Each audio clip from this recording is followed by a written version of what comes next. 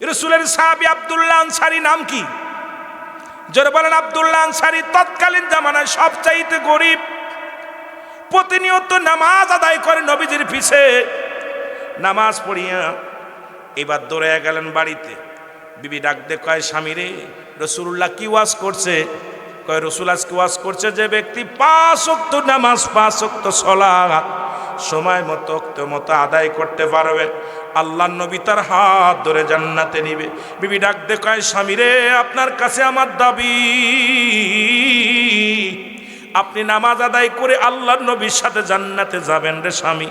আপনার কাছে একটা দাবি করব, আপনি আমারে দয়া করে আমারে সঙ্গে নিয়ে যাবেন, রাসূলের সঙ্গে জান্নাতে যেতে চায়। আপনি আমারে 5 ওয়াক্ত নামাজটা পড়ার সুযোগ দিয়ে দিবেন। আজকে মাইকের আওয়াজ যত দূর যায় আমার মা বোনেরা শুনে নাও, আমার মারা, এরা মুসলমান রাসূলের পাশে নামাজ পড়ে গো, প্রতিদিন 5 ওয়াক্ত সালাতে আব্দুল্লাহ আনসারী চলে যায়। নামাজ শেষ করে বাড়িতে দৌড়ে আসে।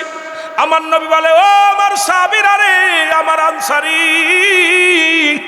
আমার আব্দুল্লাহ আনসারীর খবর নাও, সে কেন দৌড়ায় বাড়ি চলে যায়?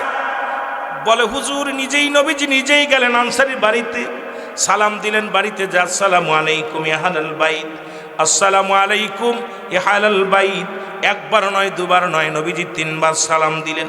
একবার সালামের জবাব পাইলেন না। যখন সালামের জবাব না পাইয়া রসুল কি করলেন, আমার নবীজি মনে কষ্ট পায় ফিরে চলে আসলেন। পিছন থেকে আনসারী সালামের জবাব দেয়, আসসালামু ওয়ালাইকুম আসসালাম ইয়া রাসূলুল্লাহ, ওয়ালাইকুম আসসালাম ইয়া হাবিবাল্লাহ, ওয়ালাইকুম আসসালাম ইয়া রাহমাতাল লিল আলামিন।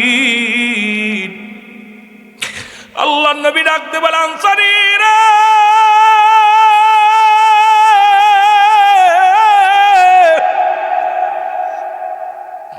তুমি আজান শুনে তুমি নামাজ, তোমাকে আমি সালাম দিয়েছিলাম, সালামের উত্তর তুমি দিলাম, তার মানে আর বুঝতে বাকি নাই তুমি সালাম পেয়েছিলে, উত্তর দিয়েছ, সালাম তুমি কানে শুনেছিলে।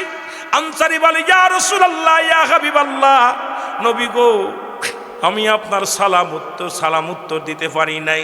আপনার সালাম আমি 3 বারই কানে শুনেছিলাম, কিন্তু 3 বারের একবারও আমি উত্তর দিতে পারি নাই।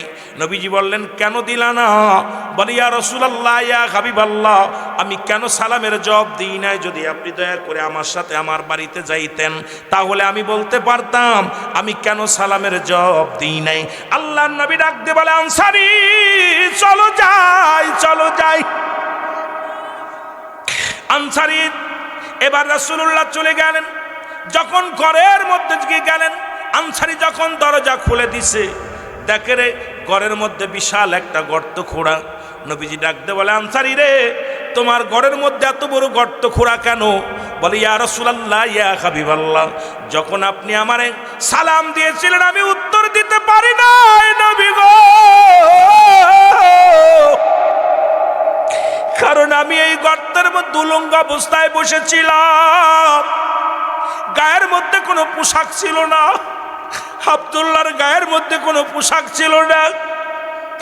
নবীজি বলে, আনসারী তুমি কি বলতে চাও? বলে, ইয়া রাসূলুল্লাহ, ইয়া হাবিবাল্লাহ, যখন আপনি আমাকে সালাম দিয়েছিলেন তখন আমার বিবি নামাজগত অবস্থায় ছিল, আর এই জন্য আমি আপনার সালামের জবাব দিতে পারি নাই। নবী বলে, কি বলো? বলে, হুজুর, আমাদের স্বামী স্ত্রী মিলে 1 টুকরা কাপড়, মাত্র 1খানা কাপড়, যখন আজান পড়ে যায় মসজিদে, 1 দড়ি আমি মসজিদে চলে যাই, আমার বিবি উলঙ্গ হয়ে গর্তের মধ্যে বয়া থাকে, আবার আমি সালাম দিয়ে শেষ করে নামাজ শেষ করে বাড়িতে দৌড়ে আসিয়া গর্তের মধ্যে প্রবেশ করি। ইয়া রাসূলুল্লাহ, ইয়া হাবিবাল্লাহ, আমি সঙ্গে সঙ্গে কাপড়টা খুলে দিই। ওই কাপড়টা খুলে আমি যখন ওই গর্তের মধ্যে বয়া থাকি, আমার বিবি নামাজে দাঁড়ায়া যায়। ইয়া রাসূলুল্লাহ, ইয়া হাবিবাল্লাহ, এই কারণে আমি উলঙ্গ থাকার কারণে আমি আপনারে সালামের জবাব দিতে পারি নাই। আমার নবী চোখের পানি ছেড়ে ডাকতে বলে, আনসারী, আনসারী রে, আমি নবী কথা দিলাম রে, আমি নবী কথা দিলাম, 1 কাপড়ে স্বামী স্ত্রী 2জন নামাজ আদায় করেছো, আমি নবী কথা দিলাম রে আনসারী, ইয়াউমাল কিয়ামতের ময়দানে আমি নবী তোদের দুজনকে আমি হাত ধরে জান্নাতে নিয়ে যাব। জোরে জোরে চিল্লায় বলা যাবে না মারহাবা।